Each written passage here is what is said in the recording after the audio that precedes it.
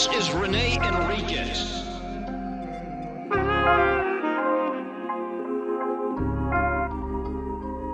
Nickname Black Hand of the Mexican Mafia. Prison gang politics.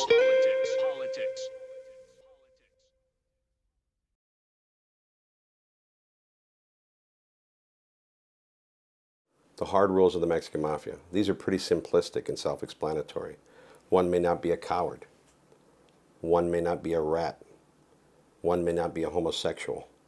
One may not raise his hand to a brother without organizational sanction. And one may not have sex with a wife or girlfriend of a Mexican Mafia member. These are the hard rules, punishable by a sanction of death if violated. And the organization adheres to these rules. It has some structure and expectancy of its members to follow this guideline of behavior. Once you're inducted into the organization, you are given these rules and instructed that the violation of these rules is immediate death without vote if proven true. But the reality is, Mexican Mafia members break rules every day. This is a group of individuals who are the true dregs of society. They've been rule breakers all their lives. Upon induction, they're given these rules, and they're expected to adhere to them upon pain of death. But as they've been rule breakers all their lives, this is an impossible proposition. The imposition of sanction in the organization is really dependent upon your socio-political status. In other words, if you have juice in the organization, you can break every rule you want. Depending upon your influence. If you lack influence in the organization, you are sanctioned, penalized, and killed. That's the reality. But it's a fine science in breaking rules and adhering to rules in the organization. This has become the practice, what is known as politicking. If an individual views another individual as an adversary, he utilizes the rules to eliminate that target. But for the most part, Mexican Mafia members have broken every rule in the organization, including the gray rules, which I'll go into now. The gray rules are a variety of different rules that are contemporary in respect, as in turf encroachment, to encroach upon another member's territory. Number two, to steal from a brother. Since finances have been generated by the organization in the past 20 years, the organization is focused on generating money through taxation in the program.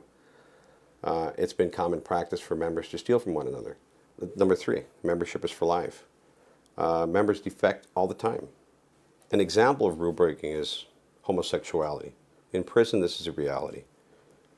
I would estimate that 95% of the organization has participated in some homosexual act in some time in the past. But the reality of this rule is perception. It's based solely on perception. It is dependent on whether the individual is the provider of sexual favor or the recipient of sexual favor. In the eyes of the organization, this is a fine distinction. Additionally, this is a topic that is not spoken of by the Sureños or the Mexican Mafia members themselves.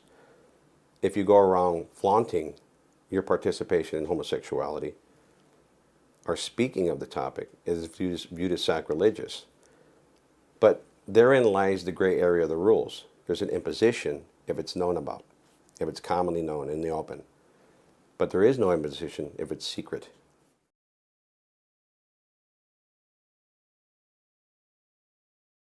Sureñas, which are the female component to Sureño gangs, have a variety of different roles.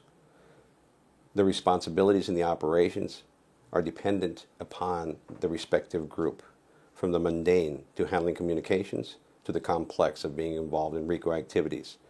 It's dependent upon the respective group's requirement of the women and the autonomy they afford them.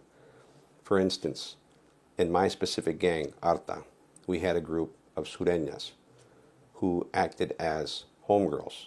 This was the common phrase for these individuals.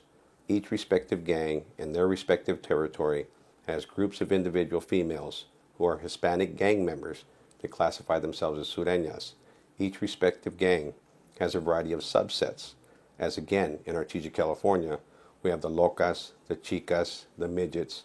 Each one forms autonomously, but is subservient to their male counterparts.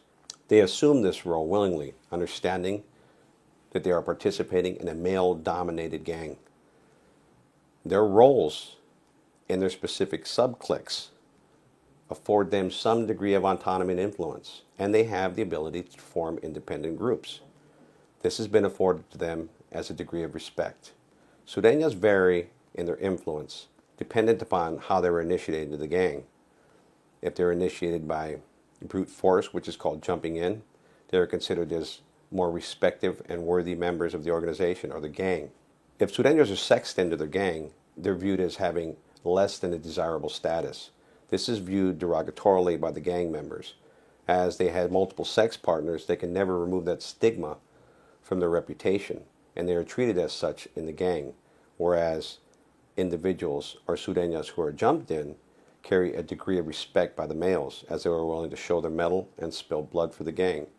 The hierarchy within the subsets of female groups is dependent upon the female status. The Sureña carries a specific status to the group, and that is again dependent on whether they were jumped in or sexed in, who their relationships are with, and who they communicate with. For instance, if a female was sexed in, she'll have a low position in the infrastructure of the subgroup, or the clica.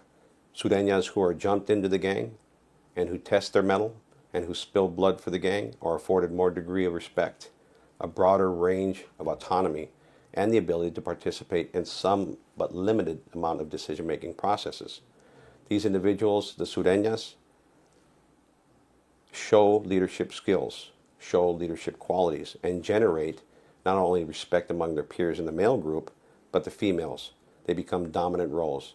If males are alpha males, then the females become alpha females. Sureñas, although afforded some degree of autonomy, still conduct their activities and decisions based upon the discretion and direction of the shot caller of their respective gang.